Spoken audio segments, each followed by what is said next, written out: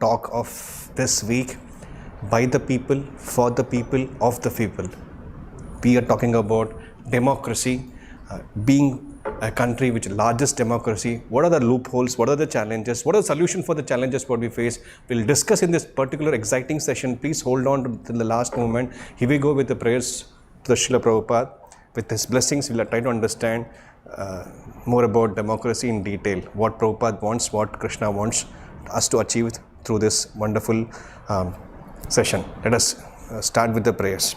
Namo Vishnupadaya Krishna Preshtaya Bhutale Srimate Bhakti Vedanta Swamin Nitinamine Namaste Saraswate Deve Gauravani Pracharine Nirvishesha Shunyavadi Paschata Deshatarine Jai Shri Krishna Chaitanya Prabhu Nityananda Shri Advaita Gadadara Shri Vasadi Gaura Bhakta Vrinda Hare Krishna, Krishna Krishna, Hare Hare, Hare Rama, Rama Rama, Hare Hare. All of us are born in a country which proudly declares that it's one of the largest live, thriving democracy in the world.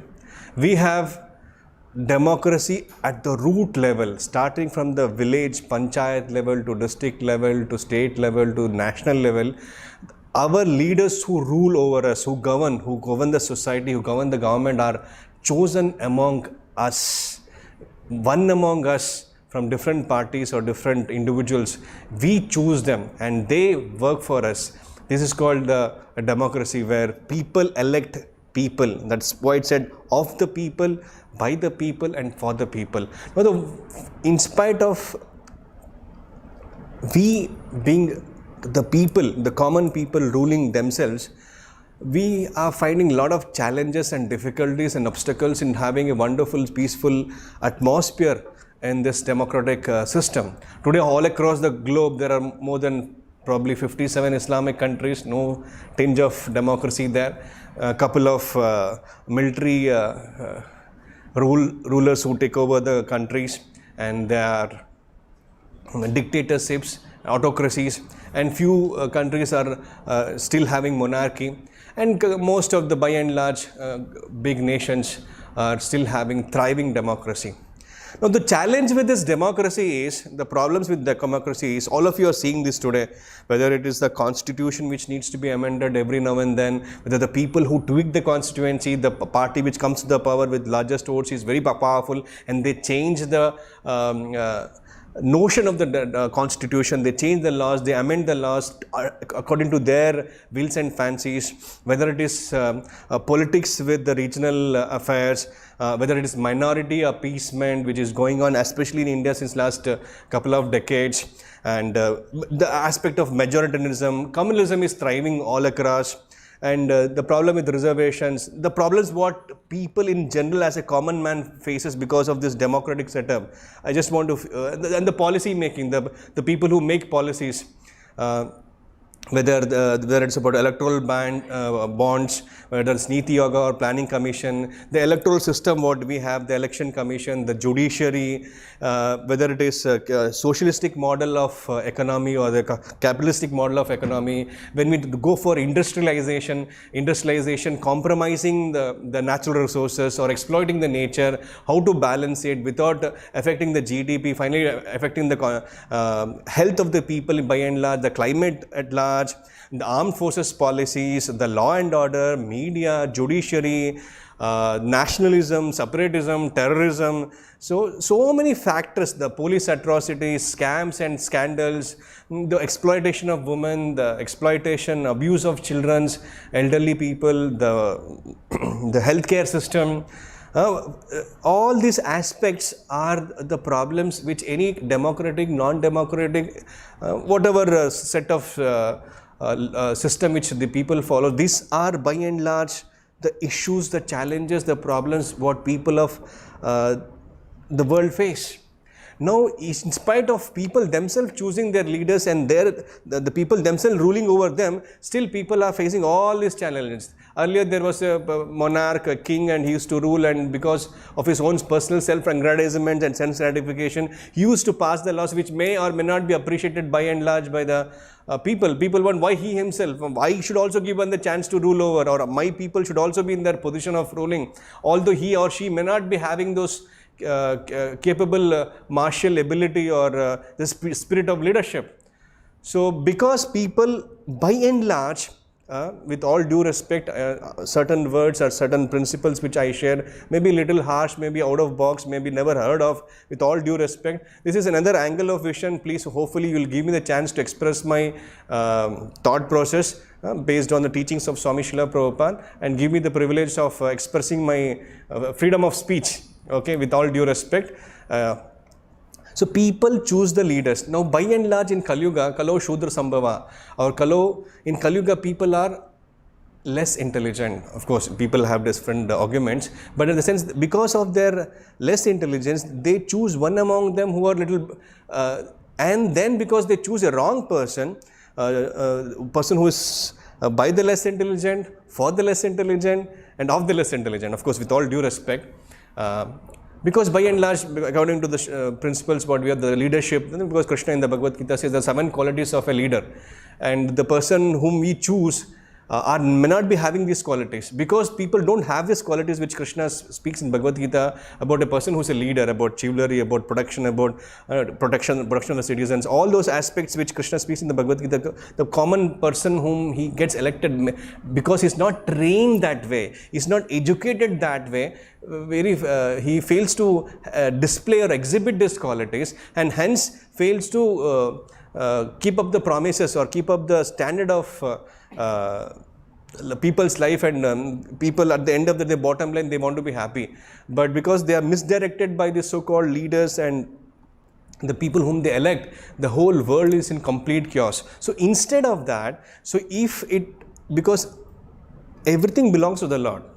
Krishna in the Bhagavad Gita, 5th chapter, 29th verse, Bhuktaram Yagna Tapasa Sarvaloka Maheshwaram. Everything belongs to the Lord. Lord is the proprietor. Lord is the dearmost friend. Suradam Sarva Bhutanam. Hence, everything should be utilized in His service. Then it becomes perfect. Easily, the solution to this one problem is, the fundamental problem is, instead of electing someone who is not a Krishna conscious person, the whole problem starts because of that. We have to choose a leader who is a Krishna conscious devotee. Hence, it should be, instead of the people, by the people, for the people, it should be of the Krishna, for the Krishna, and by the Krishna, or Krishna's devotees. So if we keep Krishna in the center, or devotees of Krishna who run based on the instruction of Krishna, then the chaos, the confusion, the anarchy, the problems which we are facing will be solved, because the whole world is made in such a way that we ourselves and the system which the Lord has made, the Lord has created, will work more efficiently and proficiently, provided we follow the norms set up by the manufacturer himself, the creator himself, which Krishna very clearly, emphatically tells in the Bhagavad Gita. Bhagavad Gita is the constitution. This constitution which has given to us by Krishna 120 million years ago, 5,000 years ago, physically available for us, and Swami Prabhupada has painstakingly translated this.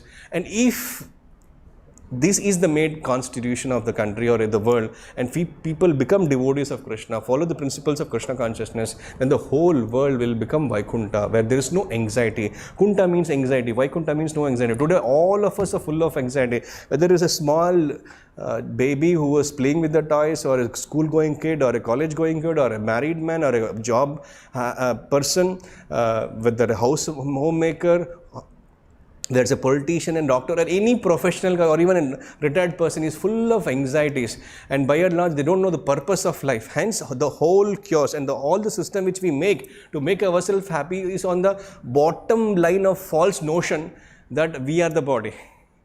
And all the arrangements which we make to solve all the problems what we see here is based on the understanding that I am the body, and satisfaction of my body or my senses is the topmost purpose of my existence. Whether all the system, whether it is educational system, whether it is infrastructure, whether it is medicine, whether it is defense forces, whether it is whatever policies the government make, the fundamental understanding is our senses has to be gratified. But Krishna in the Bhagavad Gita clearly says we are not the body, we are spirit soul, and as long as we don't create policies or have systems on the spiritual platform, you will never have solution to any of these problems, because we elect such a wrong people who are not Krishna conscious.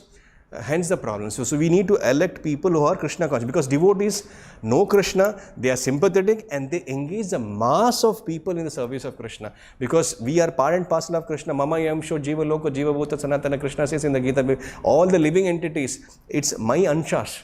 And when the anshas are engaged in service of the Lord, just like the hand is meant for serving the body, and when it does it, it gets this quota of happiness and strength and energy, correct? But when it refuses to do so, voluntary, involuntary or forcefully, it has its challenges, it has its difficulties. So the whole purpose of this existence is to surrender to Krishna. When this is understood, and this is the bottom line of our constitution, and when people are encouraged to surrender to Krishna and serve Krishna and follow Krishna conscious lifestyle and principles, then people will be able to. That is the vision of the Hare Krishna movement. In fact, once in Mayapur, Prabhupada said, we should purchase all the land available in Mayapur, and we should have a huge community of devotees in this place, and we should declare independence from India, and we should have our own country, own currency notes, 10 Chaitanyas, 20 Chaitanyas. We should have our own Krishna conscious constitution, and all the temples all across the globe should be the embassies of our country called small island called Mayapur, and all the temple president of the should be the ambassadors in their respective states or countries. So Prabhupada had that vision. Can you imagine? Of course, we are not fighting we want to get out of the country called India. No, just a vision, a faith. Whether it is India, Pakistan or China or any part of the world, everything belongs to Krishna. So everything has to be engaged in the service of the Lord. In the next 10,000 years, where the golden age of Hare Krishnas is going to come, every town and village on the planet Earth is Hare Krishna mantra will be chanted. People will take up Krishna consciousness. So it's our responsibility as practicing Krishna conscious devotees to be part of this larger goal and mission of Lord Chaitanya, where each one and every one of you can play a big role, because the kind of vision and path Prabhupada has shown us for the world to emulate is unparalleled, and it is easy and joyfully performed. On all the problems which I listed and which are not listed in this talk, or the problems which generally everyone faces, the bottom line, birth, death and old age and disease is a real problem. Nobody talks about these problems, and the solution to these fundamental problems on the external secondary problems can be solved when provided we have people who are Krishna conscious. And even though democracy has its own shortcomings and challenges, if by and large, with the minuscule efforts of each and every one of us, whatever we are doing since last 50, 60 years after the founding of ISKCON, if we continue to accelerate that path of spreading the message of Krishna, if by and large, even if 1% of the world population become Krishna conscious, if they find people of high caliber, with high intelligence, with the ability to control the senses, the ability to be God conscious, then they will identify these people are the right people. They should be the leaders, because they are ideal people, because people are looking for ideal leaders, because every now and then the leader fall from the grace, the whom they had and faith and respect, and one day he's into a scam, he's into a scandal, and their hearts are shattered, and another person comes and promises that I will make Dash great again, or this country wonderful again, and again after 4 years or 5 years the same things repeat. Is it not? So we need to we need to empower and preach those class of people, the political leaders, to take up Krishna consciousness. As Krishna says in the Bhagavad Gita, yad yad achati shreshta tat tat eva taro jana. Whatever a great man does, whatever a leader does, the common man follows or emulates and puts it in his life. It's like if the leader of the country tells you people to do a certain activity, if you would have seen in the last 12 months or so, when the Honorable Prime Minister asked us to do certain thing, the whole country by and large, majoritarily, they participated enthusiastically. And if such leaders are made into Krishna conscious, if they preach Krishna consciousness, it would be quite easy. The classical example in the history would be the great Emperor Ashoka. He had that state patronage religion as Buddhism, and because of teachings of Buddhism he was influenced, and he made sure that the teachings of Buddha reached nook and corner of India and even abroad. So unless and until the state supports us, we will not be able to propagate the way which Prabhupada expects us to propagate the message of Krishna consciousness. But nevertheless, if by and large mass of people can become Krishna conscious, slowly, gradually, one day we will conquer over the whole world. In fact, Prabhupada tried in the United States of America. A few of his disciples told Prabhupada that we want to contest elections. And there was a party called In God We Trust party. And devotees did contest. And they got a couple of votes too. Of course, they failed miserably. And then Prabhupada thought, we are not supposed to lead or we are a Brahminical or Vaishnava way of lifestyle. We need to educate the leaders. We need to educate the common mass of people to be Krishna conscious. And among them, if the leader comes out who has a value of Krishna consciousness, who believes in Krishna, who accepts Krishna as Supreme Personality, who chants Hare Krishna Mahamantra, who has tilak on his forehead, who has second initiated devotee, so then such class of leaders can transform the face of the whole world. In fact, if you go to ISKCON Vrindavan, in the museum there, Prabhupada in his personal diary has mentioned he wanted every member of the parliament to be a second initiated devotee. He wants the Supreme Court judge to have a Vaishnava tilak and pass on judgments. And he wanted the government employees to perform the morning and evening kirtans.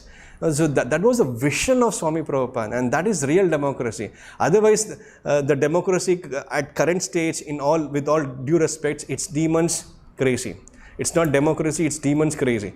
Because every other person is a crazy because he thinks himself is a body. Because he thinks he's a body, and this is a craziest thought, and all his activities will be craziest thought. He thinks this is my nation, or this is my state, this is my religion, this is my cadres, and he starts working. It is me. He does corruption for himself, for his family, for extended, for getting votes, hook or crook. He can do any means. And the whole world is example of such thing. If you could just open newspapers or scroll through the news, every person, every country, every leader, all these are very common factors. Because of the false notion, I am the body. And not understanding who they are, what their purpose of life. Because at the end of the day, unless and until the people at large become Krishna conscious, there's no solution for all these problems. This is a jail. Why? This is a jail because we are criminals. We are put into this jail. And the only solution to get out of the jail is to be Krishna conscious. And any leader who propagates this message as a center core, we cannot settle down here. Prabhupada once said, middle world is laboratory. You cannot settle down in a laboratory. So you have to finish your job and get out. And that getting out, we are not interested. We want to settle down in the laboratory. We want to make this laboratory a wonderful place to survive and flourish and progress. That is a foolishness. So the time and again, the Lord comes in the form of incarnations. He sends Bhagavad Gita, He sends Acharyas, He sends His devotees, He sends His representatives. Even during this harsh time where the whole world is suffering from a pandemic, we have online sessions where we can get educated, we can associate with devotees, continue to practice Krishna consciousness wherever we are. So this is a special benediction given by Srila Prabhupada for all mankind. If people at large understands this constitution which is given by Krishna and follows these principles, we'll have a wonderful place to reside. The whole material world becomes Vaikunta, where there's no anxiety, there's always all happiness. And for that we need to elect Vaishnava leaders. Prabhupada gives the example of Parikshit Maharaj, Prabhupada gives the example of Yudhishthira Maharaj, Prabhupada gives the example of Dhruva Maharaj, Prabhupada gives the example of Prahlad Maharaj, Prabhupada gives the example of Lord Ramachandra. We all want Rama Rajya, but we don't want Rama. So we want Rama Rajya minus Rama. That is a problem. So unfortunately, the government or citizens generally don't follow the instruction of saints. We want to give Prabhupada always during his lectures, when he conveyed this message, he wanted to convey to the leaders of the society, please accept this message of Krishna consciousness, please accept the message of the Supreme Personality of Lord Krishna, and if you follow this instruction, if you instill this tattva or philosophy or the lifestyle in the hearts of the people whom you govern, then the real transformation. Otherwise, by the people we know who are the people, we know for the people we know for the people. And again, people means, democracy means only for the people, correct? But in this land there are so many plants born, trees born, living entities like animals are born. They also have a stake, they also have a rights, but no, they can be killed, they can be chopped off, they have no rights. The natural resources have no rights. Every living entity says jiva, it's a soul. So because of this false notion, I am the body, or they have this system of mine is better, yours is not better, going into the bodily concept, the whole world is in utter chaos.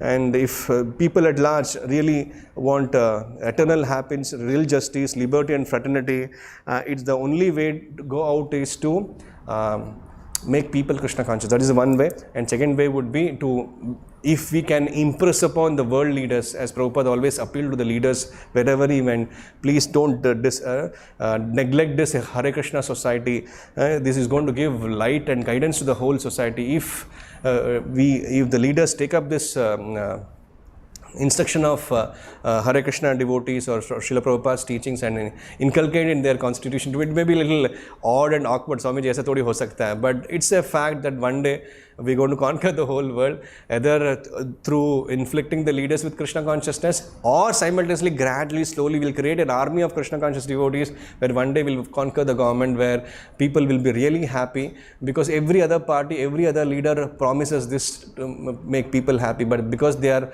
not having this real understanding or real knowledge, even though they want to do something really better for the society, genuine leaders, not about so-called leaders or demons per se, genuine leaders who want to make, but still because they don't have this knowledge, that they are acting on the false notion of that they are their bodies and they are not spirit soul. Hence the whole chaos, whole difficulty, whole challenge is because of that.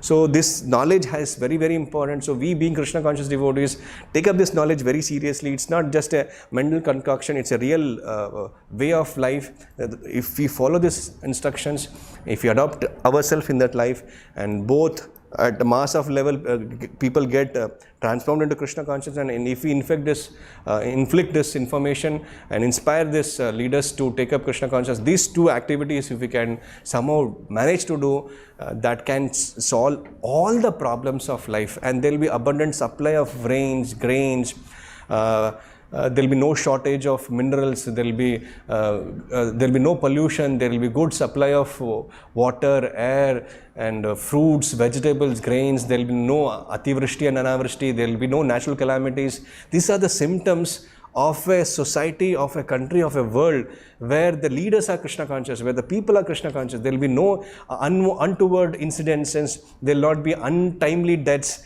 people will be so sumptuous, a son will not die in front of his father. All those unwanted things will not happen. And today, every now and then, the women are exploited, the children are exploited, even dogs are not left. What to speak of such a low level? I don't want to speak what's happening in the world currently today, but that's a fact. It's such a mess.